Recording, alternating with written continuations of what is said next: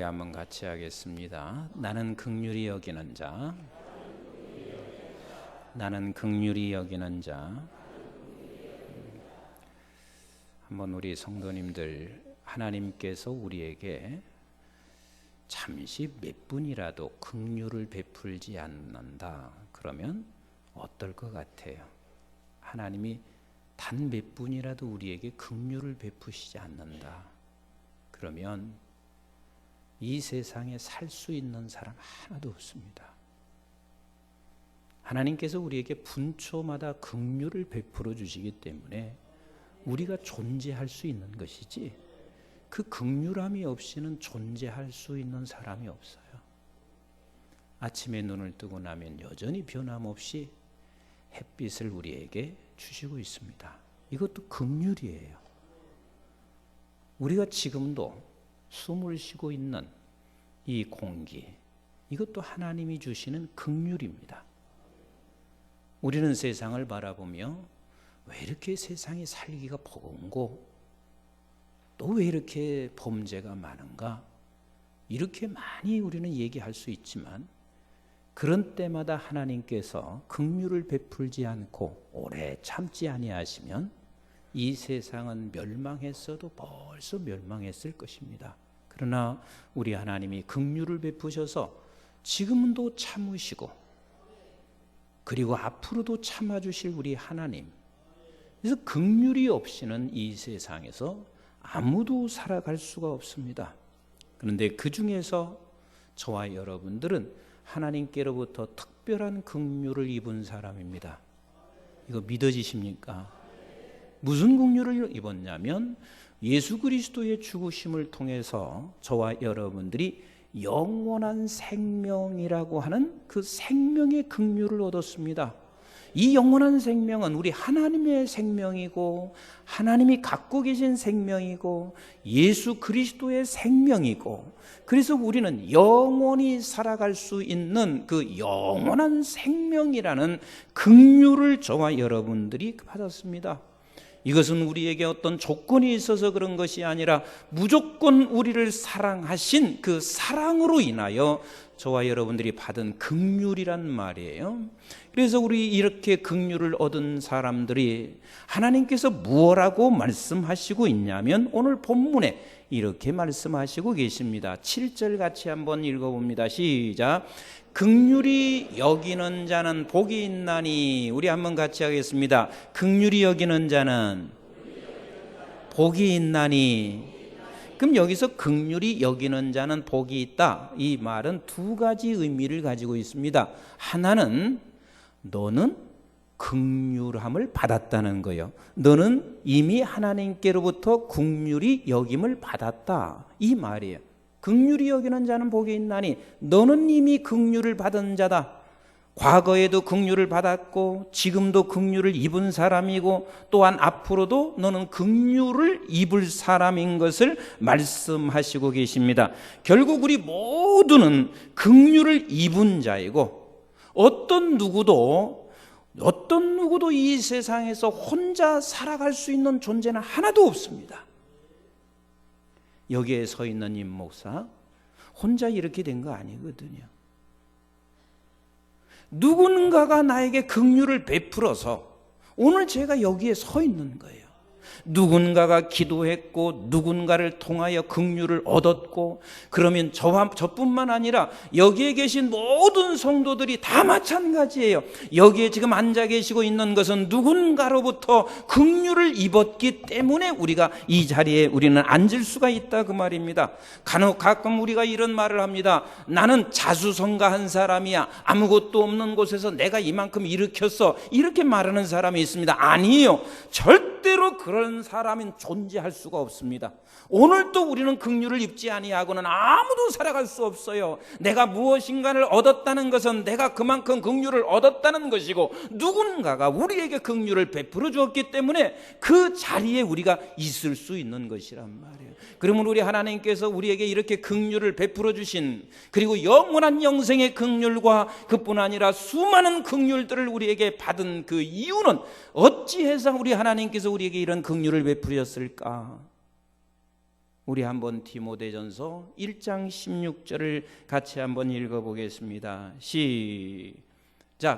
그러나 내가 긍휼을 입은 까닭은 예수 그리스도께서 내게 먼저 일체 오래 참으심을 보이사 후에 주를 믿어 영생 얻는 자들에게 본이 되게 하려 하심이라 그랬습니다. 너가 긍휼을 입은 까닭은 네가 영생을 얻은 모든 사람들에게 본이 된다. 이 말은 네가 앞으로 계속해서 긍휼을 베풀면서 살아가는 사람이 되라, 이것을 말씀하시고 있는 거예요.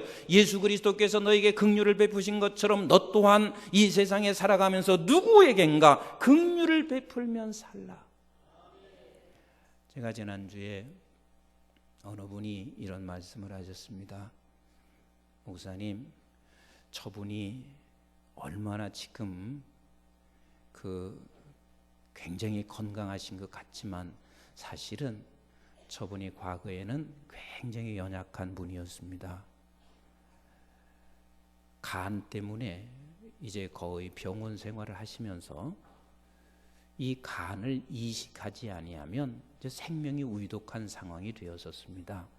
그런데 마침 어떤 젊은이가 죽어가고 있게 됐을 때 이 젊은이의 간은 아주 건강한 간인데 그 간을 이식받았습니다. 그래서 저분이 저렇게 살아있고 늘 얘기하는 게 이렇게 얘기합니다. 나는 내 간은 내 나이가 60이 넘었지만 내 간은 20대 간이라고, 나는 아주 젊은 간이라고. 그런데 내가 항상 내 자신을 돌아보며 이 간을 생각하면 나는 그 젊은이가 미처 이 세상에서 다하지 못한 삶을 내가 살아간다 생각하며 나는 그 젊은이가 못다한 일을 내가 해야 된다고 생각하며 살고 있습니다. 그래서 사실은 저분이 늘 세계 선교를 위해서 그렇게 힘을 다하고 있습니다 하고 저에게 그 말씀을 전해 주었습니다. 그렇습니다. 우리 모든 인생이 다 그래요. 우리는 지금 하나님의 생명을 받은 사람들이에요. 그래서 하나님의 생명을 받은 저와 여러분들은 이제 우리가 살아가야 할 그 이유는 뭐냐면 우리가 누구에겐가 그 생명의 긍휼을 베풀어 주는 자로 살기를 하나님께서 원하시고 계시고 마땅히 우리는 그렇게 고백을 해야 합니다. 그래서 사도 바울이 갈라디아서 2장 20절에 이렇게 말씀하시고 계신 거예요. 우리 한번 같이 한번 읽어볼까요? 시작. 내가 그리스도와 함께 십자가에 못 박혔나니 그런즉 이제는 내가 사는 것이 아니요 오직 내 안에 그리스도께서 사는 것이라. 이제 내가 육체 가운데 사는 것은 나를 사랑하사 나를 위하여 자기 자신을 버리신 하나님의 아들을 믿는 믿음 안에서 사는 것이니라 그랬습니다. 그러니까 지금 내가 사는 것은 내 삶이 아니에요. 내 생명이 아니라 예수 그리스도의 생명을 나에게 주셨으니 그 생명으로 사는 것이라고 말이요. 믿음 안에서 산다 하는 말은 나는 이 믿음을 가지고 산단 말이요. 내 생명이 아닌 주님이 내 생명을 주셨으니 이 생명으로 살아가는 것이며 나는 그래서 누구에겐가 긍휼을 베풀면서 살아가는 것이 마땅한 것이라. 이걸 지금 말씀하시고 계세요. 저와 여러분들은 하나님께서 우리에게 주신 거룩한 성전입니다. 저와 여러분들이 거룩한 성전이면 우리는 반드시 성전답게 살아가야 하는데 그 성전은 어떻게 살아가는 것이 성전답게 사는 줄 아세요? 시편 30편에 보면 다윗이 성전을 계획하고 있다가 성전을 봉헌하면서 낙성식을 하면서 쓴 하나님께 향한 고백입니다. 우리 한번 시편 30편 1절부터 보세요. 시작. 여호와여 내가 주를 높일 것은 주께서 나를 끌어내사 내 원수로 하여금 나로 말미암아 기뻐하지 못하게 하심이니이다. 여호와 내 하나님이여 내게 부르짖으며 나를 고치셨나이다. 여호와여 주께서 내 영혼을 스올에서 끌어내어 나를 살리사 무덤으로 내려가지 아니하게 하셨나이다. 믿으시면 아멘. 저와 여러분들이 그 수월에서 우리를 끌어내서 이젠 영원한 하나님의 영생을 우리에게 주셨다 그 말입니다. 4절 시작. 주의 성도들아 여호와를 찬송하며 그의 거룩을 기억하며 감사하라. 그렇습니다. 우리에게 하나님께로부터 긍휼을 주신 그 영생, 너는 그것을 아버지께 찬송하며 그리고 네가 이것을 기억하며 네가 감사하라. 이 감사는, 우리 아버지께 찬송과 감사는 결국은 어디로 흘러가야 되냐면 우리 이 세상에 있는 수많은 사람들을 향하여 저와 여러분들이 긍휼을 베푸는 자리로 가는 것이 아버지 하나님 앞에 찬송과 감사하는 것이고 기억하는 것이란 말이에요.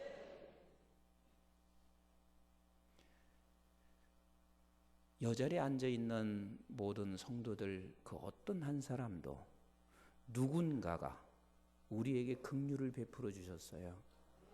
내가 핏덩이였을 때 누군가가 이렇게 얘기했단 말이에요. 당신 교회 나가봐. 교회 나가면 당신이 어려운 이 부분을 하나님이 해결해 주실 거야. 누군가가 핏덩이였던 저와 여러분들을 그렇게 해서 교회로 안내하셔서 어떤 사람은 목사로 이렇게 세웠고 어떤 사람은 장로님들로 세웠고 어떤 사람은 권사의 자리까지 세웠고 어떤 사람은 안수집사, 집사, 성도의 자리로 우리를 세워놨단 말이에요. 아무도 그 누구도 이 자리에 오기까지 그 누군가로부터 긍휼을 입지 않고는 이 자리에 설 수가 없습니다. 핏덩이 같은 저와 여러분들을 혼자 스스로가 하나님의 제단에 와서 우리가 이 자리에 설 수 있는 사람은 아무도 없는 거예요. 누군가 우리 하나님께서 긍휼을 베풀어 주셨습니다. 긍휼을 베풀어 주신 거예요. 그게 우리 긍휼을 우리도 베풀어야 되지 않아요? 이번 금요일 날 같은 경우도 한 의사가 자기가 누군가로부터 긍휼을 받아 이렇게 전도하는 일에 혼신을 다하고 있습니다. 자기 직장도 결국은 긍휼을 베푸는 자리로 쓰고 있는 거예요. 의사로서 직업이기도 하지만 그러나 내게 찾아오는 저들에게 그리스도의 복음을 전파하는 거예요. 우리 교회 어떤 집사님은 직원을 채용하면서 교회에 오면 나 교회 오는 것까지도 내가 얼마를 줄 거야 이러면서 오게 하고 있어요. 그 오게 하는 것은 딴 이유가 아니에요. 제게 말하는 것은 그가 나는 예수 믿어서 주님 앞에 서는 것이 그게 소원이라는 거예요. 나도 긍휼을 받고 보니 정말 누구에겐가 긍휼을 베푸시고 싶은 거예요. 이번 금요일은 여러분들이 하나님께서 긍휼을 베풀 수 있는 장소를 만들어 주신 거 아니겠어요? 얼마나 쉬워요. 아픈 사람한테 찾아가서 어떻게 하는 것이 건강법인지 우리가 건강을 지키는 건지 한번 가보자. 차 한 잔 마시는 심정 가지고 한번 가보자. 어떻게 해서 우리는 긍휼을 베푸는 장소를 만들었으면 우리 모두가 함께 이 긍휼을 베푸는 자리로 가야 우리에게 큰 은혜와 복이라는 사실을 놓치지 마셔야 돼요. 아멘이신가요? 영생을 얻기까지 누군가로부터 긍휼을 받은 저와 여러분, 누군가에게 또한 우리 역시도 긍휼을 베푸는 자리에 반드시 서야 합니다. 오늘은 특별히 어린이 주일입니다. 저는 어린이 주일이어서 제가 많이 생각을 했습니다. 가만히 보니까 그 어렸을 때부터 주일학교 쭉 다니는 동안 다 긍휼을 입었더라고요. 세상에 조금 지각하면 선생님은 전화합니다. 석순아, 왜 지각했어? 이 한마디 전화가 그분은 나에게 긍휼을 베푼 거예요. 그 다음엔 어떻게 하든 지각은 안 합니다. 내가 아팠을 때는 그 선생님은 나를 늘 찾아와서 기도해 주셨습니다. 긍휼을 베푼 거란 말이에요. 어떤 때는 여름 성경학교, 우리 교회가 이렇게 이제 크다 보니까 그런 이 마음들이 사라졌어요. 대부분 여기 주일학교 때 그런 긍휼을 안 받은 사람 없어요. 어느 장로님이, 어느 집사님이, 권사님이 커다란 수박 한 통을 들고 오세요. 그리고 수박을 쓸어서 그 아이들에게 하나씩 나눠줘요. 그게 그렇게 고마울 수가 없어요. 지나면서도 내 머릿속에서 떠날 수가 없어요. 이렇게 해서 우리는 주일학교 어린 시절에 긍휼을 받으면서 살아왔고, 성도들이 다 기도하면서 긍휼을 받으면서 살아왔어요. 그래서 우리가 지금 여기에 있는 거란 말이에요. 그럼 내가 이 자리에 있으면 우리 또한 어린이들을 위하여 긍휼을 베풀 수 있어야 돼요. 사람들은 다 이렇게 생각해요. 긍휼을 베푸는 것은 돈이 있어야 긍휼을 베풀지요. 아니요. 돈 가지고 하는 것은 그게 긍휼의 가장 마지막 단계인 거예요. 그 돈은 있으면 있는 대로, 없으면 없는 대로 얼마든지 긍휼을 베풀 수가 있습니다. 우리에게 가장 최고의 긍휼은 마음인 거예요. 마음인 거예요. 교인이 힘든 사람이 있으면 그래서 손을 한번 꼭 잡아주면 그게 긍휼을 베푸는 거 아니겠어요? 돈이 이게 들어가는 거예요? 안 들어가는 거잖아요. 제가 가끔가다 이제 이렇게 성도님한테 전화를, 우리 교구장님께서 전화를 연결해 주세요. 그러면 전화 기도해 주면 그렇게 행복해 하시고, 교구장님이 하는 이야기가 오늘 목사님 기도해 주셔서 너무 행복하실 것 같아요. 긍휼은 그냥 기도 조금 해주는 거, 이게 얼마나 아름다운 긍휼인지 몰라요. 격려해주고 손잡아주고 내가 기도해주고, 이건 돈과는 상관이 없어요. 난 긍휼이라는 것은 내 마음이 있으면 얼마든지 우리는 긍휼을 할 수 있습니다. 하나님께서 주신 권세 중에서 가장 큰 권세가 아버지를 부를 수 있는 아버지께서 내게 주신 권세예요. 이 권세를 가지고 기도하는 권세보다 더 큰 권세가 없어요. 그럼 우리는 누구든지 긍휼을 베풀 수 있어요. 마음이 없는 거예요. 그리고 나는 긍휼을 받았다는 사실조차도 내가 잊고 사는 거예요. 내가 긍휼을 받았으면 반드시 너는 긍휼을 베풀기를 원해요. 제가 아프리카에 갔다 오다가 이 비행기 안에서 이분이 아프리카에서 한국을 왜 들리는지는 잘 모르겠어요. 그런데 분명히 미국으로 가시는 분 같은데, 근데 백인 두 분이 흑인의 아이를, 제가 보니까 이제 뭐 몇 개월 정도 된 아이 같아요. 그렇게 안고 너무 예뻐하고 사랑하는 거예요. 그래서 그 모습을 제가 한참 쳐다보고 있는데 이 아이가 계속 울어요.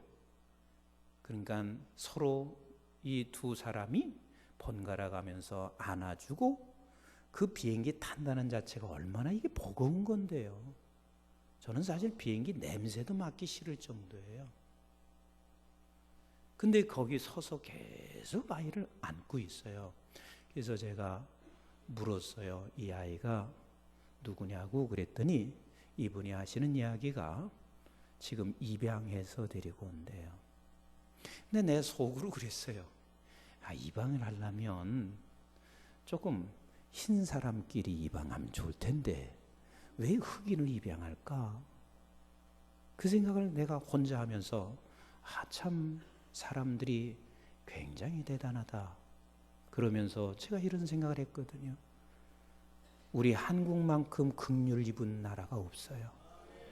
세상의 전쟁과 가난, 이 가난 때문에 얼마나 많이 우리 한국 사람들이 입양됐는지 몰라요. 유럽에도 입양되고 그리고 미국에도 수없이 입양이 했어요. 근데 그 입양된 모든 사람은 결국은 긍휼을 얻은 거 아니겠어요? 그래서 프랑스 같은 데서는 입양된 자가 프랑스의 장관까지 되고, 그 입양된 사람이 잘된 분들이 한두 분이 아니세요. 이렇게 저들은 긍휼을 다 입은 그 사람들이고 이 민족이 그렇게 어느 민족과 비교할 수 없을 만큼 너무 많이 긍휼을 입었어요. 전쟁 속에 폐허가 됐을 때 그 전쟁통에도 생명을 내걸고 이 민족에 들어와서 함께 전쟁해 준 것, 이거 다 긍휼을 입은 거 아니겠어요?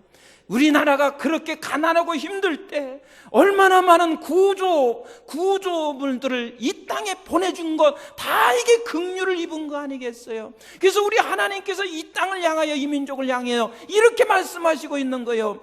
너희 나라만큼 긍휼을 받은 자가 세상에 어디 있냐?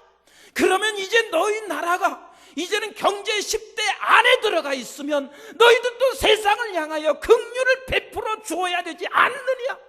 지금 어린아이, 우리 어린이 주일이지만 이 나라만 어린아이 있나요? 얼마나 이 세상에 깔려있는 어린아이들이, 지금도 굶주리고 있는 어린아이들이 얼마나 많이 있나요? 너희 나라는 긍휼을 받은 나라, 큰 긍휼을 베풀 줄 알아야지요. 이 긍휼을 베풀 때 우리 하나님께서 기뻐하시고 이 민족의 살 길이 거기에 있다는 사실을 우리는 놓쳐서는 안 되거든요. 한번 생각해 보세요. 한국 교회만큼 긍휼을 입은 교회가 어디가 있어요?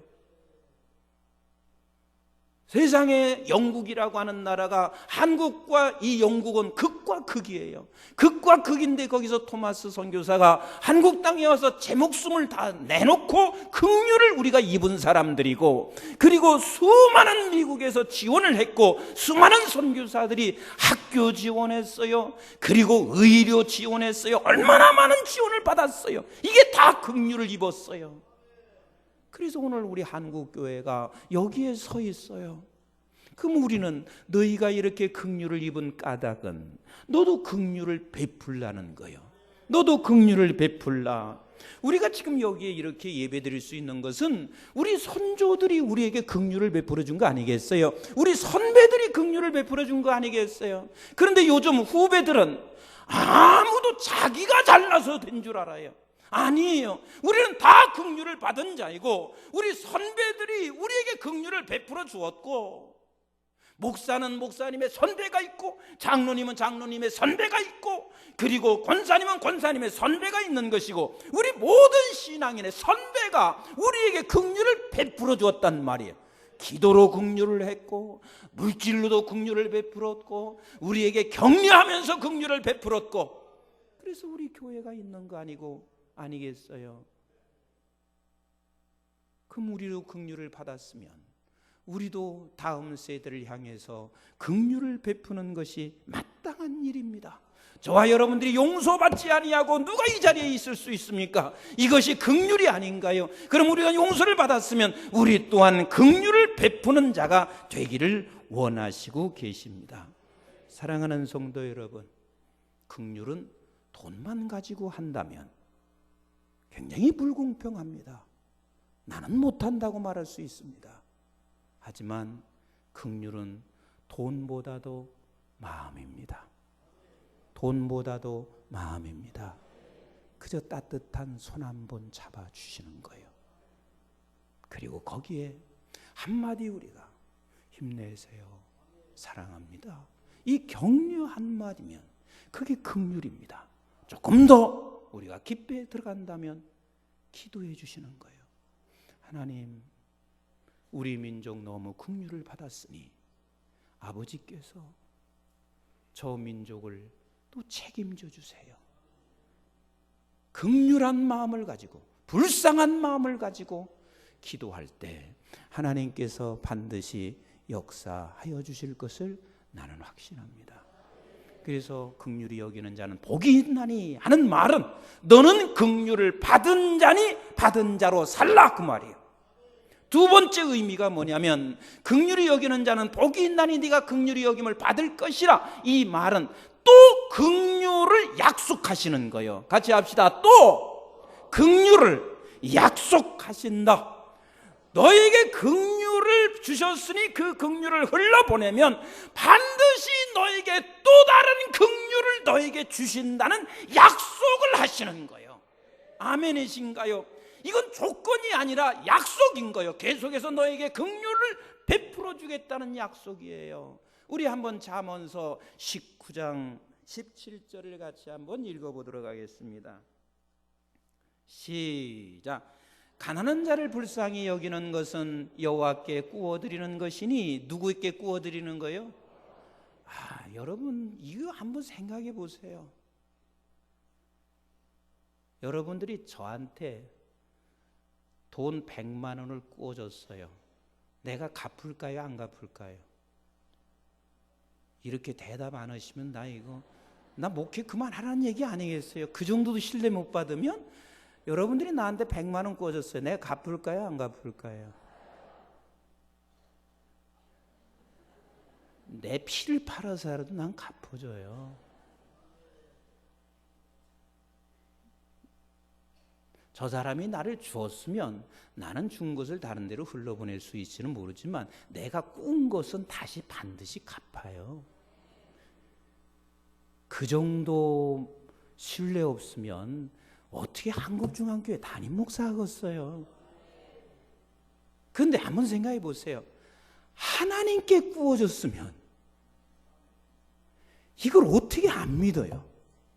하나님께 구워드렸으면 아버지께서 확실하게 갚아주실 것을 믿으시면 아멘. 이게 지금 하나님이 그 말씀을 하시는 거예요. 하나님은 반드시 갚으시는 하나님이세요. 자, 다시 한번 17절 읽어보세요. 시작. 가난한 자를 불쌍히 여기는 것은 여호와께 구워드리는 것이니 그의 선행을 그에게 갚아주시리라. 아멘이신가요?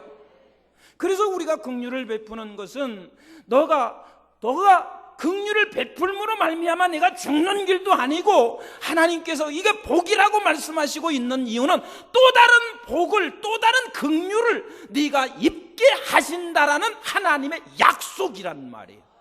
아멘이신가요? 우리 한번 마태복음 10장 40절로 42절을 같이 한번 읽어볼까요? 마태복음 10장 시작. 너희를 영접하는 자는 나를 영접하는 것이요 나를 영접하는 자는 나를 보내신 이를 영접하는 것이니라. 선지자의 이름으로 선지자를 영접하는 자는 선지자의 상을 받을 것이요 의인의 이름으로 의인을 영접하는 자는 의인의 상을 받을 것이요 또 누구든지 제자의 이름으로 이 작은 자 중 하나에게 냉수 한 그릇이라도 주는 자는 내가 진실로 너에게 이르노니 그 사람이 결단코 상을 잃지 아니하리라 하시니라. 여러분, 하나님께서 이렇게 말씀하시는 것은요 너무 분명한 거예요. 어디가 그렇게 자주 말씀하세요? 결단코. 내가 이 소리를 작게 하겠어요? 결단코 이렇게 하겠어요? 결단코 그 상을 잃지 않으리라. 긍휼을 베푸는 건 결코 여러분들이 손해가 아닙니다. 우리에게 약속이십니다. 아멘이신가요? 어느 목사님께서 이 말씀을 하시는데 저도 크게 도전이 됐습니다. 본인이 부역자로 있었던 교회인데 세상에 교회가 조금 어렵다고 해서 3개월 노티스를 주고 당신을 나가게 하는데 사실은 그때 되게 힘들었대요. 막 교역자 생활 속에서 삶이 너무 힘들었을 때인데 그냥 3개월 노티스를 주고 나가라 그러더래요. 너무너무 서운하기도 하고 그리고 마음이 너무 아픈데 그래서 하나님 앞에 와서 기도하는데 하나님께서 마음을 평안을 주셔서 보통 그렇게 했을 때 사람들이 이제 나갈 거니까 무슨 마음을 거기에 쓰겠어요.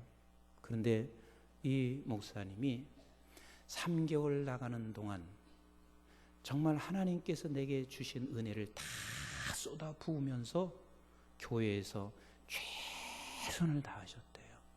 최선을 다했대요. 그리고 3개월 후에 예정된 시간에 나가게 됐고 어느 날 이제 본인은 어느 교회의 담임 목사가 됐습니다. 근데 담임 목사가 됐는데 목회를 잘하고 있는데 장로님들이 오셨더래요. 오셔서 우리 교회 목사님 모시러 왔습니다. 우리 교회가 지금 많이 힘듭니다. 목사님 오셔야 합니다. 목사님만이 해결하실 수 있습니다. 그 교회는 작은 교회가 아니라 큰 교회예요. 그래서 기도하다가 장로님들이 한두 간청을 해서 그 교회로 부임해서 갔습니다. 그분이 이렇게 말씀하세요. 목사님, 나 3개월 동안 진짜 극률한 마음으로 최선을 다했는데 이 교회 담임 목사를 하게 하셨고 20여 년 가까이 하나님이 그냥 은혜로 부어주셔서 이 교회가 이렇게 은혜롭게 성장하게 됐어요. 이 말씀하시더라고요. 그러니까 우리는 어떤 상황이 되었을 때 그 상황에서 우리가 놓치지 말을 것은 이 시간을 잃지 마세요. 그 상황에서 긍휼을 베푸는 상황으로 바꾸시란 말이에요. 그러면 반드시 우리에게는 하나님이 약속하신 대로 우리에게 구워줬으니까 갚아주실 것이고, 하나님께서 약속하신 대로 우리에게 상을 주실 것이고, 그래서 이 긍휼을 베푸는 것, 이것은 하나님이 우리에게 긍휼을 주시고자 하는 약속이란 말이에요. 적어도 우리는 이 세 가지 긍휼을 잊지 마세요. 하나는 이 민족은 우리 하나님께로부터 긍휼을 입은 민족이에요. 그래서 여러분들이 이렇게 목장 안에서나 여러분들이 우리 교회가 이렇게 생각했으면 좋겠어요. 하나님, 어느 나라, 이 세상을 긍휼을 베푸는 데 기업되게 해주세요. 긍휼을 베푸는 가정 되게 해주세요. 긍휼을 베푸는 내가 되게 하옵소서. 여러분, 긍휼을 베푸는 게 돈이 아니라고 그랬잖아요. 마음이면 돼요. 마음을 가지고 기도하시면 돼요. 그래서 우리나라는 긍휼을 베풀 때 이 나라 사는 길이에요. 이걸 안 하면 이 나라 죽게 되어 있습니다. 그래서 이 민족이 긍휼을 받았으니 다른 나라를 향한 긍휼한 마음을 가지고 우리가 손을 펼치기를 바랍니다. 또 하나님께서 우리 교회에게 긍휼을 베풀어 주셨습니다. 53년 동안 하나님이 이 교회를 긍휼을 베풀어 주셨습니다. 그러면 우리 교회가 긍휼을 베푸는 교회가 되어야 합니다. 적어도 우리 교회는 우리 교회 하나로서 만족하거나 그리고 족하게 여겨서는 하나님이 원치 아니하고, 그러면 교회는 망하게 되어 있습니다. 우리 교회가 온 열방의 교회를 위하여 긍휼한 마음을 가지고 기도해 주시고, 도울 수 있는 것이 있으면 도와주시고, 그래야 우리 하나님의 교회들이 살게 되어 있고 나도 살게 되어 있습니다. 그리고 우리는 다음 세대에 긍휼을 베풀어 주셔야 합니다. 어린 아이들, 우리가 어린 시절이 없었으면 오늘 우리는 이 자리에 있을 수가 없습니다. 우리의 어린 시절을 통해서 누구든지 다 긍휼을 입은 사람입니다. 다음 세대에 긍휼을 베풀어 저들도 살고 우리 또한 행복을 느끼며 평안을 느끼며 살아가는 우리 모든 성도들 되시기를 주님의 이름으로 축복합니다. 축복합니다. 기도하겠습니다.